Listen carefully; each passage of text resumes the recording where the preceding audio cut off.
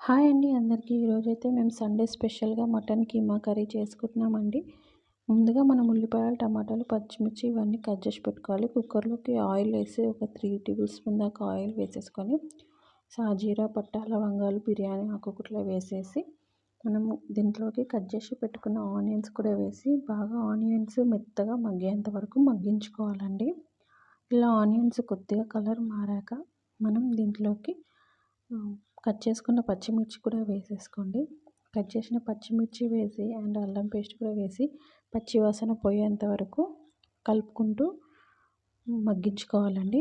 ఇలా మగ్గిన దాంట్లోకి మనం ఒక హాఫ్ టేబుల్ స్పూన్ దాకా పసుపు కూడా వేసేసి కలపాలండి. ఈలోపు మనం మటన్ నీట్గా కడిగి పెట్టుకుంటాం కదండి, ఆ మటన్ కూడా దీంట్లోకి వేసేసుకోవాలి. అండ్ దీంట్లోకి మటన్ వేసిన తర్వాత మటన్లోంచి వాటర్ అన్నీ ఇంకిపోయేంత వరకు కూడా మనం ఇలా కలుపుకుంటూ మూత పెట్టుకుంటూ మగ్గించుకోవాలి. ఇలా మగ్గినాక మనం వాటర్ అసలు ఏమి ఉండకూడదు.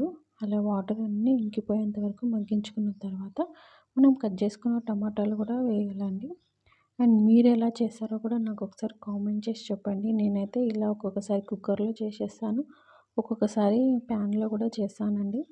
అండ్ మీరు ఎలా చేస్తారో ఖచ్చితంగా నాకు కామెంట్ చేసి చెప్పండి. అండ్ ఇలా కూడా ఒకసారి మీరు ట్రై చేయండి. ఇప్పుడు టమాటా ముక్కలు వేసేసి కలిపాక కొంచెం మూత పెట్టుకొని మగ్గించుకున్నాక తర్వాత దీంట్లోకి కారం సరిపడినంత అండ్ ఉప్పు, ధనియాల పొడి, గరం మసాలా కూడా వేసేసి బాగా కలుపుకోండి. బాగా కలుపుకున్న తర్వాత కొంచెం దీంట్లోకి సరిపడినంత వాటర్ కూడా వేసేసుకొని ఒక 4 విజిల్స్ పెట్టుకోండి.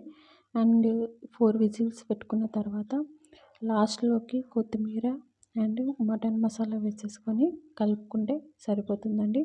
సూపర్ టేస్టీ అండ్ సింపుల్గా అండ్ తొందరగా అయిపోయే మటన్ కీమా కర్రీ అయితే మనకు రెడీ అయిపోతుంది.